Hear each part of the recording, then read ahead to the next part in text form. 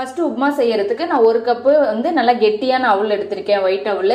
இப்போ நல்லா 2 டைம் தண்ணி ஊற்றிட்டு நல்லா வாஷ் பண்ணிட்டு எடுத்துக்கலாம். இதுவே நீங்கள் வந்து நல்லா மெல்லிசான அவல் எடுத்தீங்கன்னா 1 டைம் மட்டும் தண்ணி ஊற்றிட்டு லேசாக அலசிட்டு நம்ம எடுத்துக்கலாம். ஏன்னா அது ரொம்ப உடஞ்சிரும். இப்போ நல்லா வந்து தேய்ச்சி 2 டைம் வாஷ் பண்ணிட்டு எடுத்துக்கலாம். இப்போ இந்த அளவுக்கு நல்லா வாஷ் பண்ணியாச்சு. இதில் ஒரு 1/4 கப்புக்கும் குறைவாக தண்ணி சேர்த்துட்டு இதை நல்லா வந்து நம்ம மூடி வச்சு ஊற வச்சிடலாம். ஒரு 5 நிமிஷம் சீக்கிரமாகவே நல்லா ஊறி வந்துடும். இப்போ வந்து இது ஒரு லிட்டு போட்டு மூடிடலாம். இப்போ வந்து ரெடி ஆகிட்டு இருக்கட்டும். நம்ம அதுக்குள்ள வந்து உப்புமா தாளிக்க ரெடி பண்ணிடலாம். ஒரு கடாய் சூடு பண்ணிட்டு இதில் 1 டேபிள் ஸ்பூன் அளவுக்கு எண்ணெய் சேர்த்துக்கோங்க. எண்ணெய் சூடானது இதில் 1 டீஸ்பூன் கடுகு, 1 டீஸ்பூன் அளவுக்கு கடலைப்பருப்பு, 1 டீஸ்பூன் அளவுக்கு உளுத்தம்பருப்பு சேர்த்துக்கோங்க.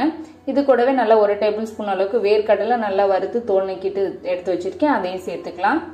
சேர்த்துட்டு இப்போ இந்த கடுகெல்லாம் நல்லா பொரிஞ்சு இந்த பருப்பெல்லாம் நல்லா சிவந்து வறுபட்டு வரட்டும். இப்போ இந்த அளவுக்கு நல்லா ரெடி ஆயிருச்சு. இப்போ இதில் காரத்துக்கு 2 வரமிளகாயை கிள்ளி சேர்த்துக்கிறேன். கூட கொஞ்சம் கறிவேப்பிலை சேர்த்துட்டு நல்லா கலந்து விடுங்க. இதில் வந்து நீங்கள் வேணும்னா பச்சை மிளகாயும் சேர்த்துக்கலாம், ரொம்ப சூப்பராக இருக்கும். நான் இன்னைக்கு வரமிளகாய் தான் சேர்த்துருக்கேன்.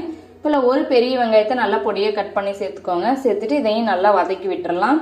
ரொம்ப நல்லா வதங்கி வரணும் இல்லை, கண்ணாடி பதம் வந்தால் போதும். இந்த அளவுக்கு நல்லா வதங்கிருச்சு.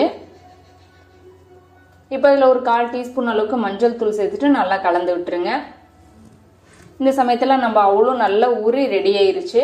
தண்ணியெலாம் நல்லா அப்சர்வ் ஆகி நல்லா ரெடியாக இருக்குது பாருங்க. இந்த அளவுக்கு நல்லா ரெடி ஆயிடுச்சு. நல்லா இப்போ உதிரியாக நல்லா பொலன்னு நல்லா ரெடி ஆயிடுச்சு. அதே சமயம் அவ்வளோ நல்லா ஊறி வந்திருக்கு. இப்போ இந்த அவ்வளோ உள்ள சேர்த்துக்கலாம். சேர்த்துட்டு இதுக்கு தேவையான அளவுக்கு உப்பு சேர்த்துக்கோங்க.